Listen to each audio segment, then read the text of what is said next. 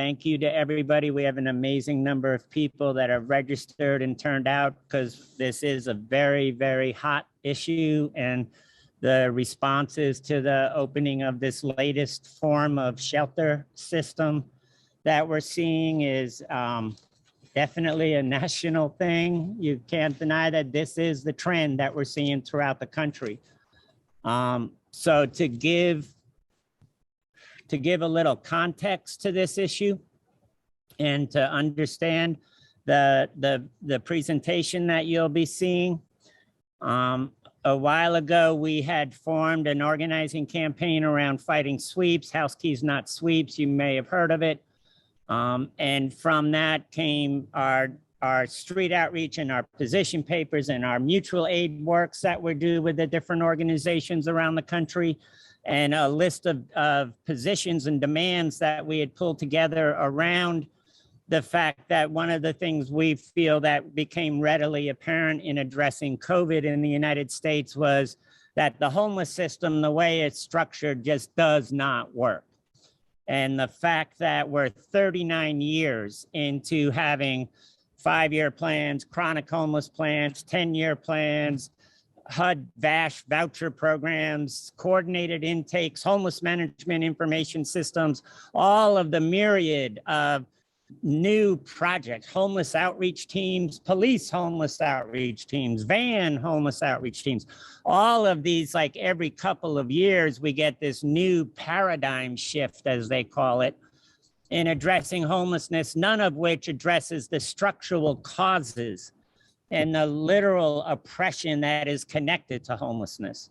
So we felt like this was a real opportunity to say, clearly the fact that we had to empty the shelters out and that we had no real response system, temporary hotel rooms is not addressing homelessness in the least, that we need to see this as an opportunity to actually change the system, not just come up with a new form of carceral shelter programs or of intakes or homeless management systems, but come up with a way that actually looks at what created the issues of contemporary homelessness and what can we do as a society to actually address those issues.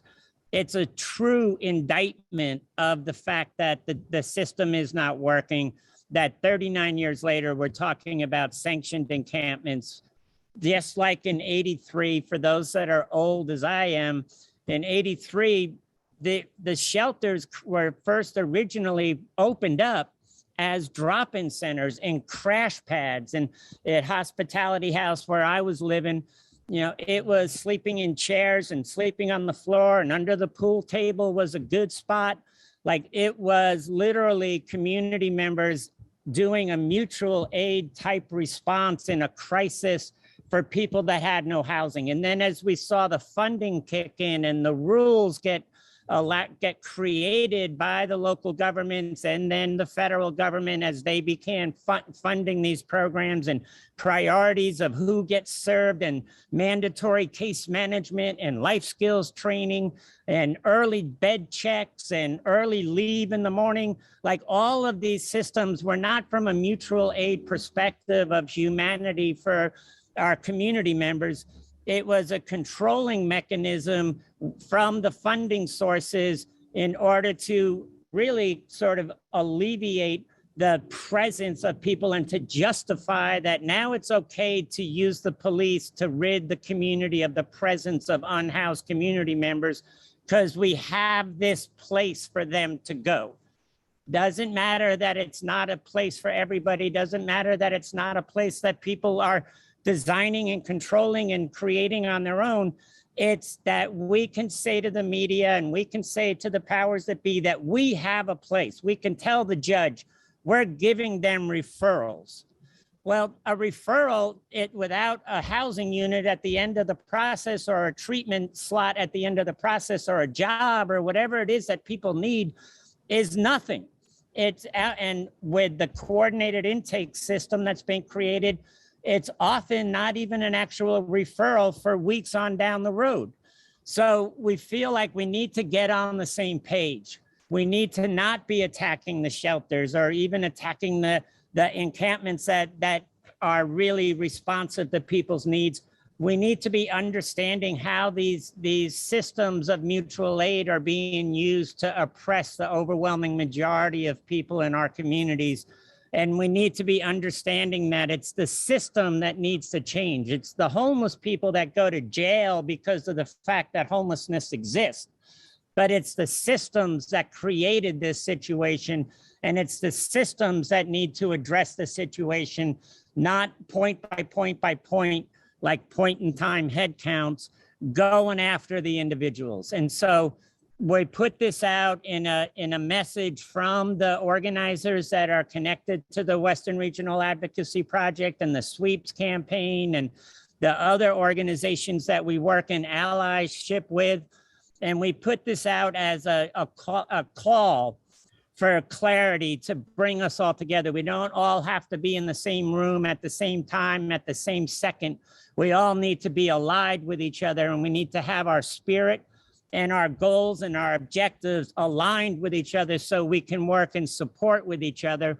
Because as we've seen over the past 39 years, this system is entrenched, and it's gonna take serious, serious organizing and fighting, not just asking. Power cedes nothing when you just ask it to. It's gonna take some fighting, and it's gonna take some passion, and it's gonna take, you know, we do have good parties. We might get our asses kicked a lot, but we sure know how to party. And that's something we can all do together as we try to move forward to actually make it so that, you know, we start addressing the fact that nothing ends homelessness like a freaking home. And that's what we're hoping to see come from this. We're hoping to stop the trend of you do 50 sanctioned encampment slots, and therefore it's okay to oppress and sweep and steal the belongings of 5,000 people in your community that are living without housing. That's no longer acceptable. That's not something we're willing to tolerate. And we can only do that, all of us working together and all of us working in partnership with each other. And so with that said, I will turn it over to Jade. And Jade, you want to introduce yourself, and you want to start with the PowerPoint presentation? Definitely. Thanks so much, Paul. I really appreciate the introduction. Tough act to follow for sure. I'm Jade Ariano. I use they, them pronouns, and I'm the organizing director at RAP. Just to add a little bit more about RAP, we have 7 member organizations. Our mission is to expose and eliminate the root causes of civil and human rights abuses of people experiencing poverty and homelessness in our communities. And we work in collaboration with community leaders across the US, not only our members, but also through our House Keys Not Sweeps campaign. And we have a bunch of other allies we're so grateful to work with to sort of draw out the common threads of local organizing campaigns and to build power nationally. So I'm super excited. Yeah, I was supposed to do that, wasn't I? Sorry. All good, Paul. That's why we're a team. So I'm really excited to share this PowerPoint with you. We've been working on it for several months now on this project, which originally came from a position paper and an article with the same title, both of which can be found on our website. So the title of the presentation is Conceal, Criminalize, Capitalize: How Government-Sanctioned Tent Cities Promote the Criminalization of Homelessness Under the Guise of Service. And essentially this presentation breaks down how sanctioned encampments as an up-and-coming service trend on the West Coast are being used as a tool to, the West Coast and the Western United States, are being used as a tool to criminalize unhoused people and remove them from public space.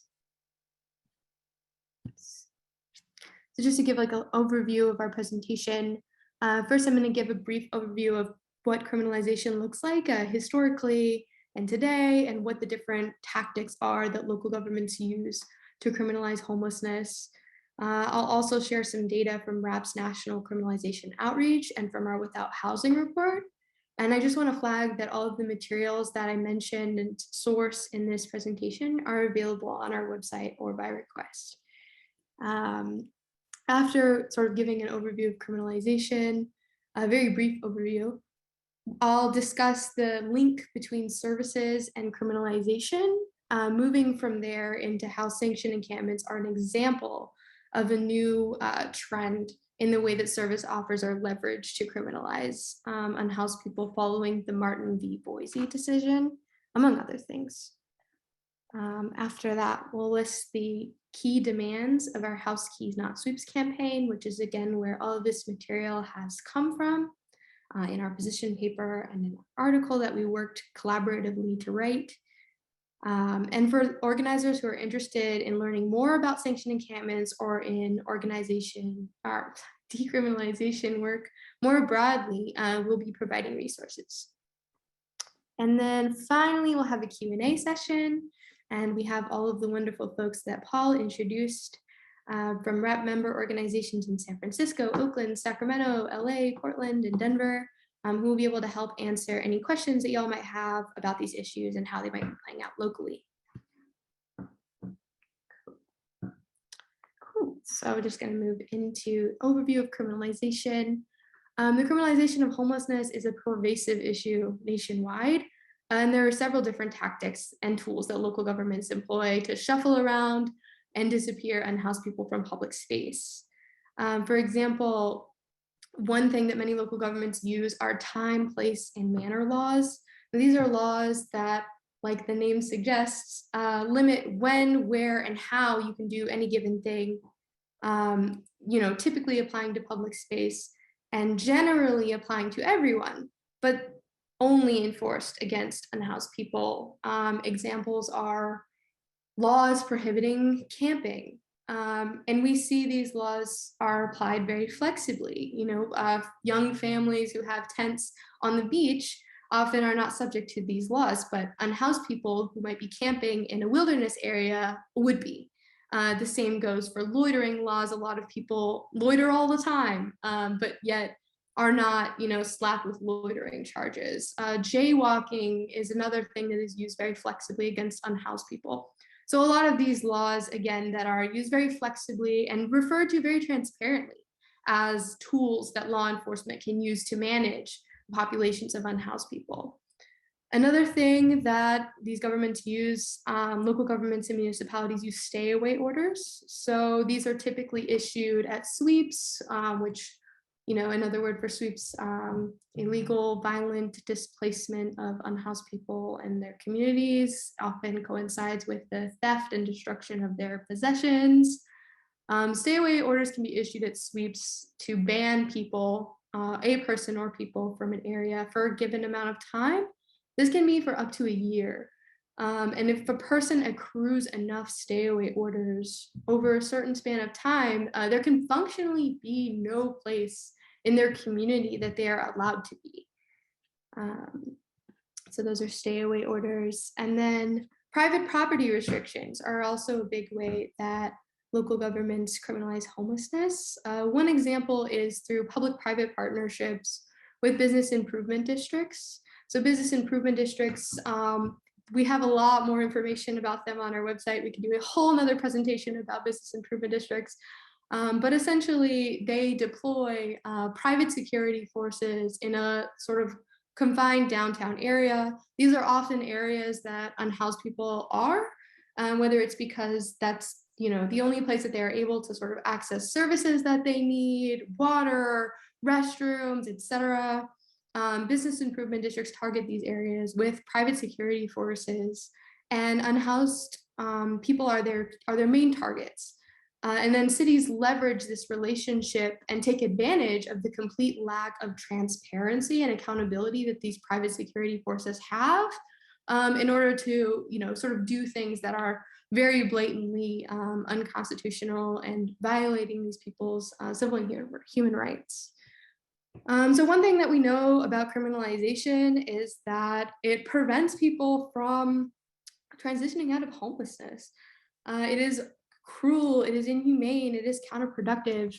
And even though many times the criminalization of homelessness is so blatantly violating people's rights, poor and unhoused people often do not have access to legal representation to address these violations. People often are not even actually charged with the things that these laws threaten. It's more the presence of the laws, the threat of the laws, the way that these laws are spoken and used by law enforcement to intimidate people and harass them. And again, these things are all things that often go unchecked when you see this like massive power differential. So just going to go through a couple numbers on criminalization. This data is coming from RAP's National Criminalization Outreach, which is a survey of roughly 1,700 unhoused people across 8 states. And what the findings, the key findings are that 82% of people surveyed had been harassed, cited, or arrested by police for sitting, 77% for lying down, 75% for loitering, and only 26% of people knew of a safe and legal place to sleep. Again, criminalization is pervasive. 70% of US cities have at least one, if not more, anti-homeless laws on the books. And I think it's all 60 of the most populous cities in the US do. And this data can also be sort of corroborated in the National Homelessness Law Center's reports that are also available on their website. But yeah, just to go through again, sort of the trends over the years, right? So RAP locates the advent of contemporary homelessness in 1983, which is at the same time that the budget for federal and publicly affordable housing was slashed.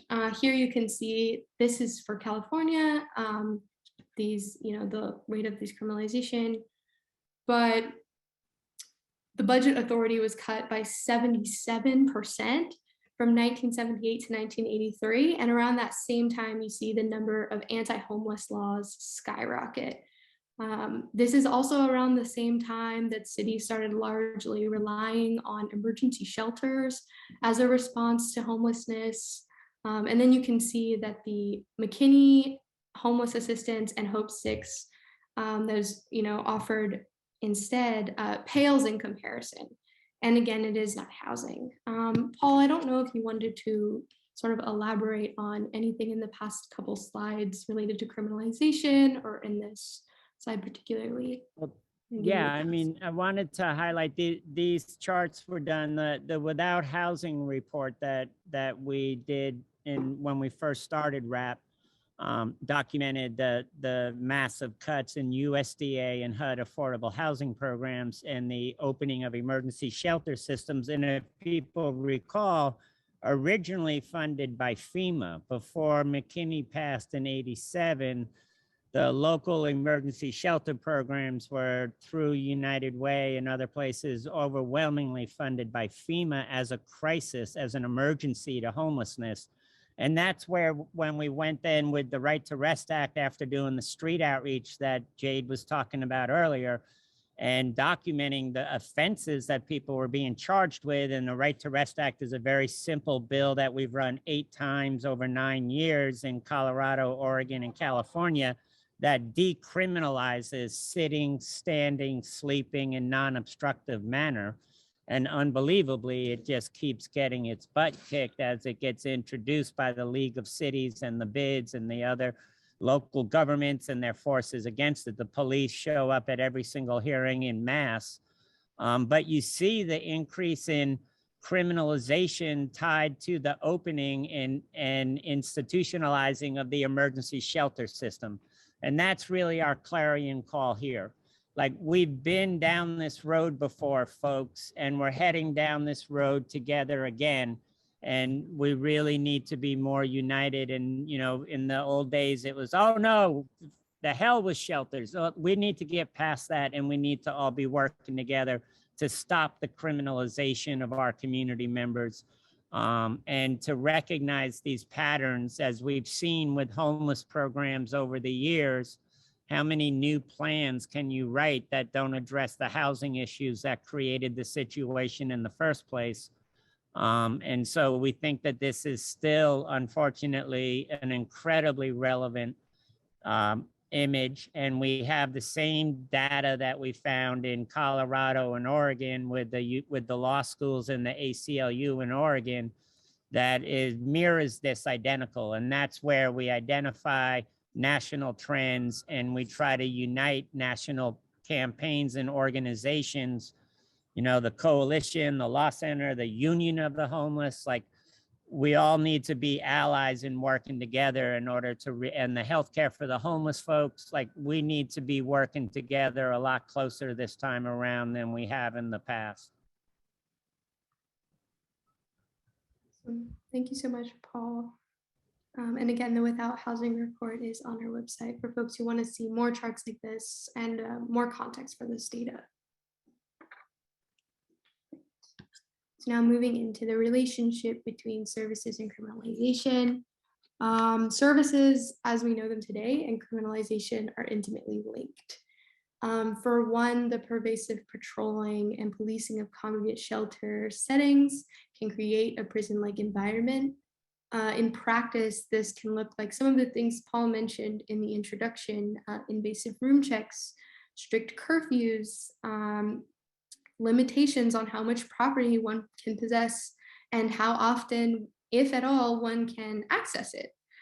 These are just a few ways, but what we want to focus on more than, you know, the conditions of any one shelter or any one sanctioned encampment, as they do vary, is the larger landscape in which services and criminalization are linked together.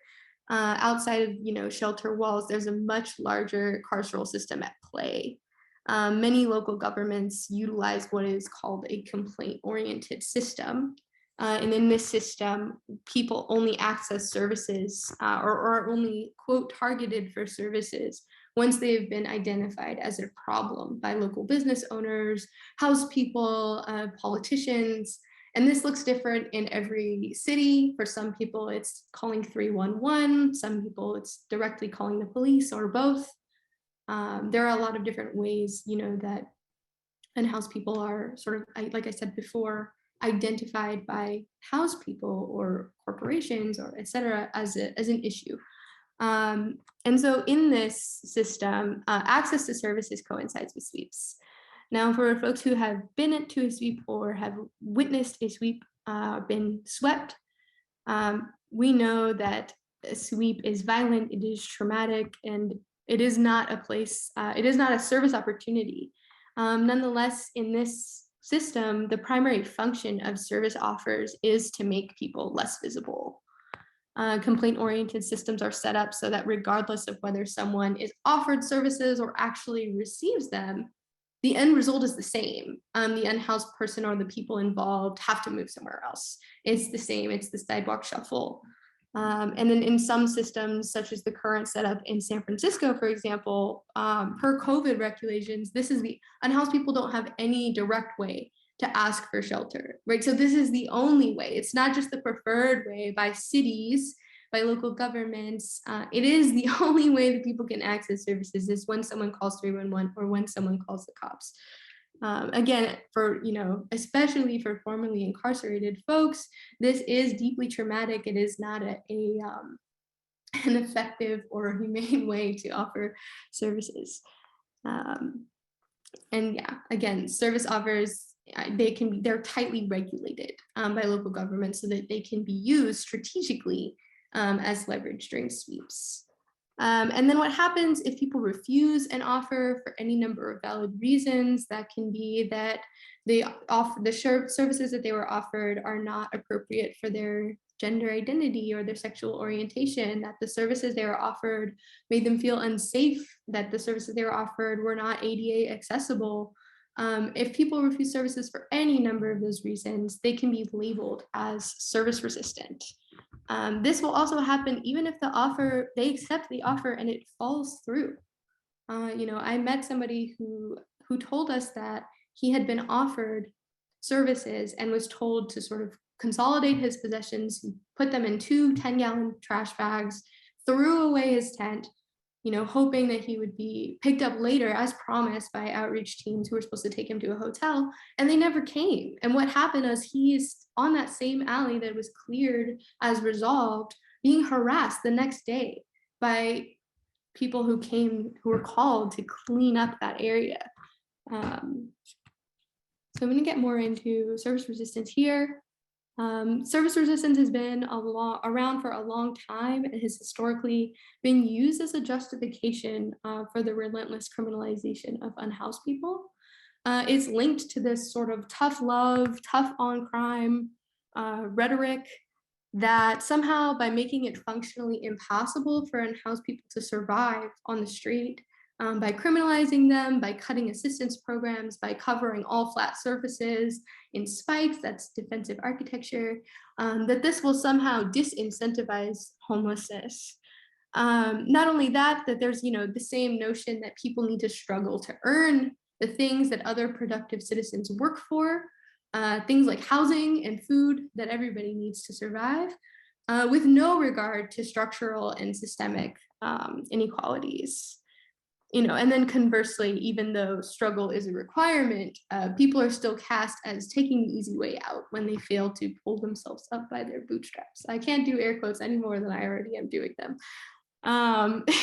It's also, the myth of service resistance is also linked to the history of forced psychiatric treatment and the mass institutionalization of people with mental health disabilities and self-identified mentally ill people. Policy conversations around service resistance are almost always accompanied by discussions of conservatorship, unhoused people, with mental health disabilities, people who use and or are addicted to drugs are lumped into a single category of people who are a danger to society and to themselves. That's the language of conservatorship, and thus need to be reformed. But a dual assumption is that these people are inherently criminal and unable to be reformed, and that they need to be removed from society entirely. So thus, in bills that propose some sort of conservatorship, prime example being the care court legislation that was recently proposed by Governor Newsom, there are no ways that the person being conserved can provide any meaningful input to their treatment plan or plead their case that the conservatorship is not necessary, because the basis of a conservatorship is that someone is not medically able to make decisions. So again, service resistance, very, very much linked to the history of forced psychiatric treatment and the present of forced psychiatric treatment. I'll also say that, ultimately, when service resistance becomes the center of conversations around the housing crisis, it perpetuates this false narrative that homelessness is choiceful and therefore that criminalization is deserved. But one thing that we know, and this is a quote here from the San Francisco Coalition on Homelessness's report, and I can send that as well, like I said, we know that when services actually respond to need, they are successful in moving people off the streets. People respond well to services that provide dignity, privacy. I'll read the quote here. Hotels offer bathrooms, privacy, and dignity. When the system is responsive to need, it is able to easily move people off the streets. So again, the issue is not service resistance. In many cases, the issue is complete lack of capacity in any meaningful service options, services that are not accessible or appropriate for folks.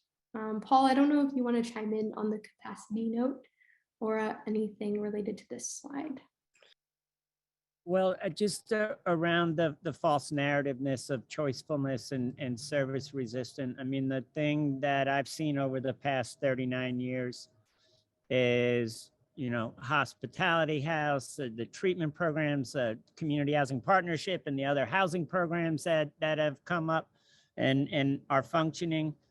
There ain't any of us that are sitting there with all these empty spaces that nobody is trying to access. The problem that we have on the service provision side, when the services are decent and non, unlike some of the more intensive gospel mission type places, is we're over capacity. Our waiting lists are years long.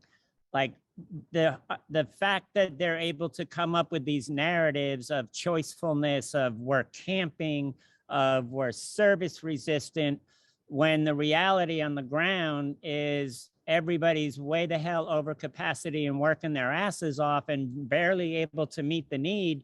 and you don't have the pot of gold at the end of the rainbow, which is the housing that actually addresses the issue of homelessness, is just unacceptable. It's on all of us to be joining forces. That this is not the reality that we see from either the unhoused community members side or the side of it where we're trying to serve people with dignity and respect and with the services that they need. And yet we get pitted against each other, and we get played off against each other to the detriment of the lives of the people that we care about, our community members that are unhoused. And it's just beyond, after 39 years of this, it's beyond ridiculous that we still find ourselves in these debates, and that we still find ourselves under funding criteria. Like most of these rules that exist in the shelter system, I can tell you because I was there, did not come from the shelters.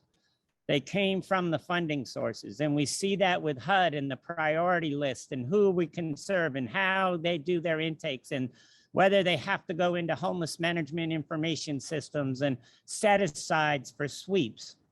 Like these are not coming from the community of people that are unhoused, nor is it coming from the community, the overwhelming majority of the community of people that are trying to address the needs of poor and unhoused community members.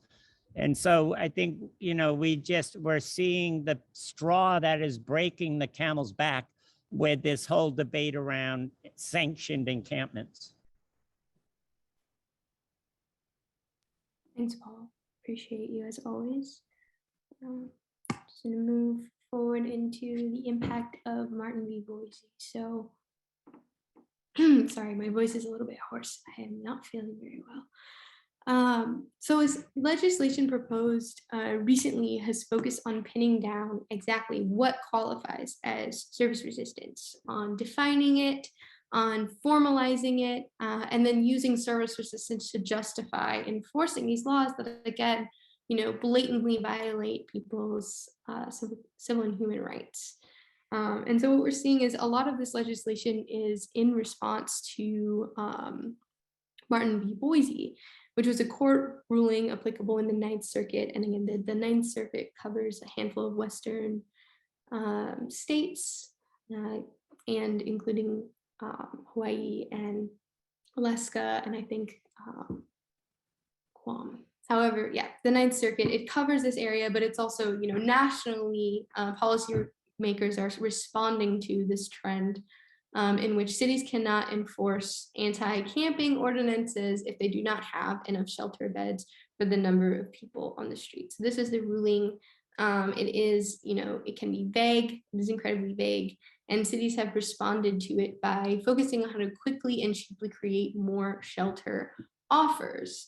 And what they're doing is you're manufacturing service resistance in this way, because the focus is on creating more offers, not in creating more offers that people, again, have asked for, such as the hotels we mentioned in the last slide, on creating more housing, things that people would accept. It's quickly, cheaply creating more offers so that when people, refuse, if people refuse, they can be criminalized because the state has, or the city has satisfied its requirements under Boise.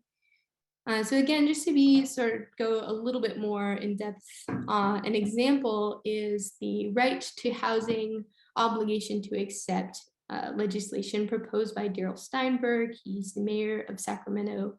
And that's actually what this artwork on the right-hand side of the slide is. Essentially what this legislation does is it expands the definition of housing to include things like a tent in a sanctioned encampment, a parking space in a safe RV, a tiny home. Again, a lot of these things that now would be defined as housing previously would have meant that somebody was houseless. Nonetheless, people have two opportunities to accept housing or reject it. And if people reject housing after, again, housing, meaning tents, parking spaces, etc., they're not fulfilling their obligation to accept, and then can be criminalized under the full extent of the existing anti-homeless laws. Again, like I said before, this is all sort of to skirt being sued for cruel and unusual punishment. Even though housing is listed in these proposals as a possibility that someone could be offered something like that, we know that when there is no funding allocated for the housing, it doesn't exist, because it doesn't exist now. And so, yeah, people are not going to be offered housing when it comes to these kinds of things. They're going to be offered what is quick and easy to create. It's going to be, like Sarah Rankin said in the California Law Review, congregate, FEMA-style tents or camps. Paul, do you want to elaborate on Boise, if there's anything that I missed here? We also have some lawyer folks who can answer more specific questions on Martin v. Boise in the Q&A. Yeah, we can get into the details of Martin. The part that struck me with Martin that also came up with Judge Carter's decision out of LA is, and I think we saw this with Housing First, is a redefinition of the word housing. Just like they redefined our surviving while we're without housing, living in the streets, and called it camping, they're calling shelters and tent cities and referrals, not even an actual unit at the end of the referral, whether it be a shelter or a tent. But the definition of what constitutes housing is getting codified into judges' decisions. And a shelter is not a house. Like, there's just no way you should be equating those two things.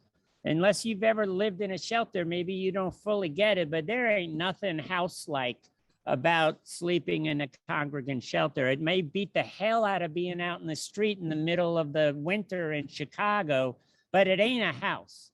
And the fact that they keep using terms like housing first to redefine our realities is where I think we really need to be pushing back a lot more aggressively than we have been in the past. And we saw that with Reconstruction and redefining the realities. W.E. Du Bois called it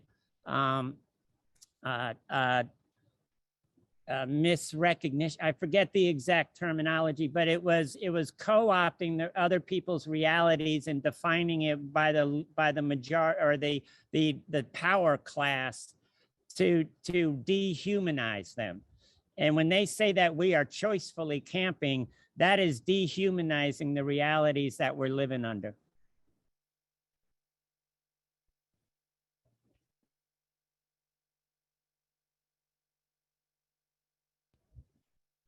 The PowerPoint jumped off.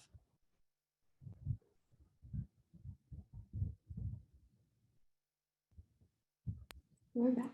And thanks, Paul. Appreciate it. So now we're going to move, y'all may have been waiting for this for a little while. What are sanctioned encampments? So sanctioned encampments, for the purposes of this presentation, we're talking specifically about sort of government or nonprofit run encampments. So these are empty parcels of land in a city or town, usually vacant lots, which are designated for government entities and nonprofits to run an encampment.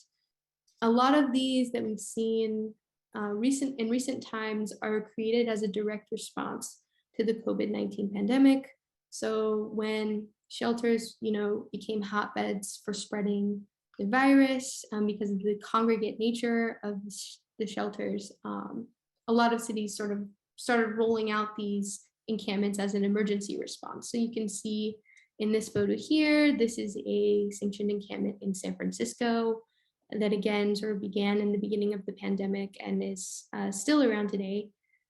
A lot of local governments are proposing keeping on these sanctioned encampments past COVID, and that's sort of been really contentious city to city because these are funded using emergency funding. And so, there are different proposals and legislation coming out around these encampments. But in general, proposals to keep them would be bringing them on as a formal tier of the shelter system. So, for example, cities would refer people into these encampments in the same way that they, have been and would be referring people to shelter beds. And, a couple of reasons that people have proposed keeping these are to sort of keep on with post-pandemic, reopening plans, which again are very contentious as the virus is over for some people and then not over or never over, never over. But nonetheless, a lot of cities are talking about reopening or talking about bringing back tourism. In the meantime, a lot of people are experiencing housing insecurity again, or for the first time as a direct result of the pandemic, which has caused many people to lose their jobs, which has caused many people to not be able to live their lives the way that they were before, to take care of their families in the way that they were before. So again, a lot more people are experiencing homelessness. Cities, on the other hand, are fast tracking to reopening and normal. And so these encampments are being proposed as a way to continue, warehousing and house people at the same rates as pre-pandemic. We've heard mayors talk about tent counts as a measure of success. And so when you see that kind of language, it's really clear what the priority actually is when we're talking about creating more services. So the question on everyone's minds, question on my mind, are all sanctioned encampments harmful? And the answer to that question is complicated. It's nuanced. There are two very different kinds of sanctioned encampments, or encampments in general are all very different, but essentially nonprofit and government controlled encampments, people living in those encampments are clients, not community members. And so that changes the entire dynamic of what it means to live in an encampment. There is no self-determination over that space. As you saw in the previous picture, they're painted off or taped off squares. People are, in some encampments discouraged from socializing. Again, I want to move away from talking about encampments in specific. The conditions vary depending on the provider, depending on who's in charge, depending on the city. But overall, these encampments are not accountable to the folks that are living in them. They're accountable to the funding sources. And funding sources have different means of success. How many people are moving through, how many people are successfully exited, how long people can stay is all variable. And ultimately, no matter the environment, these encampments are part of a larger carceral system, if they're made a tier of the formal shelter system. Moving over to community-led encampments, there are a lot of encampments on my mind who have fought very hard to maintain the communities that they have established. I'm thinking of Cobb on Wood in Oakland, who they have a free store, they have a clinic, they've built these beautiful Cobb structures, their encampment is full of artwork. And just today they were calling for community support because Caltrans was there yet again, trying to bulldoze part of their community. But in these communities, that are led by the community, people govern collaboratively based on community agreements. Those community agreements can vary. These spaces are a hub for decriminalization, organizing, and mutual aid. And again, in many cases, they have to be, because that is what they have to do in order to preserve the community that exists. Nonetheless, these spaces can be really empowering, really radicalizing. And in these communities, there are no restrictions on keeping property, on having pets, on having visitors, or, if there are restrictions or rules, those rules are collaboratively decided upon by the community. So yeah, these are just two different poles of what these encampments could and do look like. But the encampments are full. So this is sort of a justification that a lot of us have heard when it comes to shelters. If the shelters are so bad, why are they full? And again, just really want to double down on the fact that we are not in any way criticizing unhoused folks who choose to stay in sanctioned encampments, who like sanctioned encampments. That is not, respectfully, not our business. And the truth is that some unhoused people do prefer these spaces to the streets for very valid reasons. They give respite from harassment and relentless criminalization. They can provide more security for people's possessions. They can allow for more privacy than congregate shelters do. Again, a lot of these reasons do point to things that are wrong with criminalization, things that are wrong with the carceral system of services as it exists, but nonetheless, we honor the choices that unhoused people make for their survival as we continue to fight for a future where they do not need to choose between being in the shelter system or being incarcerated. And again, what we're seeing is this trend in which people are presented with this carceral ultimatum. It's either accept whatever offer of services is given to you, regardless of whether it is accessible or appropriate, or be criminalized under the full extent of existing camping bans and anti-homeless laws. So just to bring it all home, essentially what we're seeing is that sanctioned encampments are a part of a strategy of state and government control. So again, what is the difference between a city-owned tent and your own tent when it comes to material security? This is something that a lot of folks were saying, back when it was everybody needs to get into the shelters, people need 4 walls. But here it comes down to the location of the tent. In city and government-run encampments, these places are off to the side, they are tarped off, they are patrolled, people are not, controlled entering and exiting, these kind of things. Plus the enforcement of the laws on the outside and the funneling of people into these places through these laws would tell us that it is more about creating places where unhoused people are allowed to be and places where they are not. And that goes back into formalizing service resistance, back into the intense zoning that comes with all of these proposals that are proposing also sanctioned encampments. I'm thinking of 4118 in LA, which I'm sure our folks in LA will be happy to talk more about. But these zoning restrictions that, if you look at a map, make it impossible to be anywhere but in the shelter, but in the sanctioned encampments, but in the system. So essentially by institutionalizing encampments, we're creating a system in which, there is no place unhoused people can be but in the service system or in jail. And again, these encampments are part of hiding the impact of COVID-19, as so many people, have become and are becoming houseless due to the burdens of the pandemic. And meanwhile, these accelerating reopening agendas, local leaders are focusing on tent counts, are focusing on the visibility of homelessness more than anything. And these sanctioned encampments are part of the plan to address that in their way. So I just want to run through the main points. No one should be forced or coerced to choose between a controlled shelter, a sanctioned encampment, or jail. Government-controlled sanctioned encampments will and are being used as a tool to increase criminalization and sweeps. And these encampments are a ridiculous substitute for what unhoused people want and have been asking for, and they are not progress. Thank you all so much. Paul, I will leave the demands to you.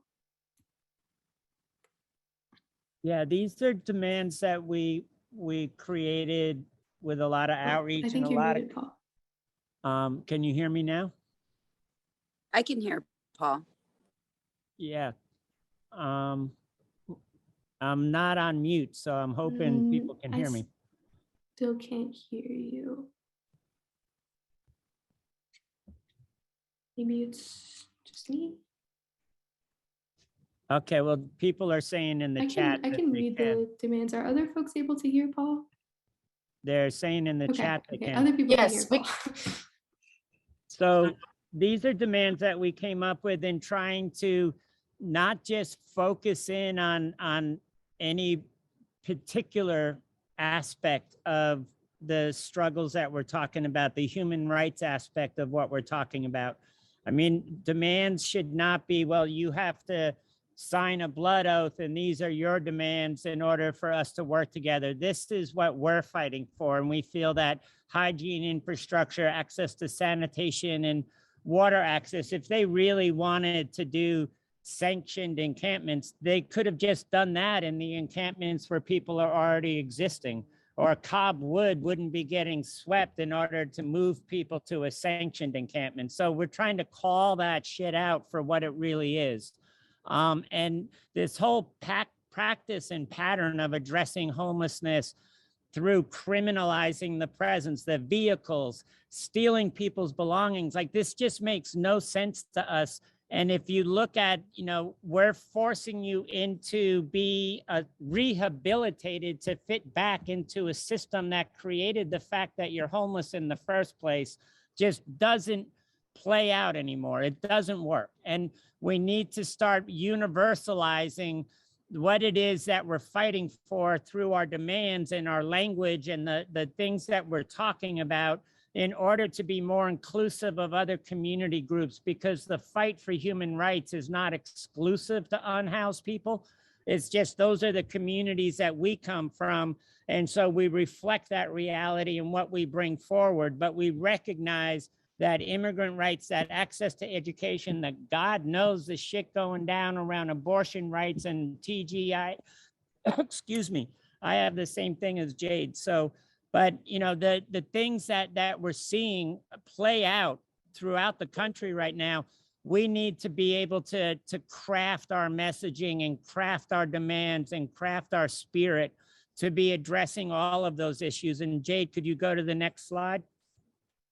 And so we feel that these access to healthcare and harm reduction services and affordable housing, obviously, and access to treatment as a human right. I mean, what more could you want as a governing structure than to have a well-housed, healthy, educated, and if you're going to be in a capitalist system, people with the income that they need in order to be able to survive? Like, how can those things be seen as privileges or as shit you have to earn, like the Marbut model down in Austin, Texas, where you have to earn to be treated like a human being? That just makes no sense at all. You treat people like human beings and then you respond if they don't act accordingly, but we don't do it that way. We do it the other way around. We treat them as if they're dysfunctional and something's wrong with them and they're from somewhere else and they're dangerous and they're drug addicted and they're all these labels that we put on people, but they're not human beings. And that's pretty much when you look at the Care Court or other bills, the Tennessee bill,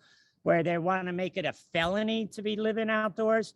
Like, this is the kind of shit we're seeing that we need to get real about, and we need to focus our energy and our pushing in order to really come down to where we can actually impact this system and make it change and give service providers the ability to say, hell no, we're not doing it that way. We're treating people decent in our service programs. And so we created these demands with that in mind, of universalizing the real issues of what it is that we're fighting, and then connecting it directly with the people that are living out in our streets, that are living in the SROs, that are losing their housing in public housing because of RAD and other systems of oppression that are being applied, and really understand that immigrant rights and human rights and Native rights are all rights for people, and that our organizing campaigns are about human beings and about people.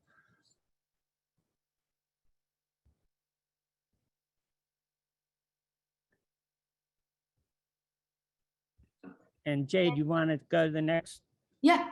Also just flagging that these demands are all in our sanctioned encampments position paper. Folks want to read them in more depth later on. Just wanted to go through, as I've been flagging this whole time, these are all these resources that folks can access on our Soups campaign page. There's our position paper, there's the article. All of the artwork that you've seen in this presentation is also accessible and usable on the website under the Creative Commons. There's details on that on our website. And this presentation is also available by request. I see folks have been asking, so thank you so much for coming to our presentation. I really appreciate all these folks turning out. I'm really proud to share this with you. Now we can jump into our Q&A. And this is our contact information here, the RAP email. This is our office phone number and our website. Thanks so much. Appreciate it. Thanks so much, Jake.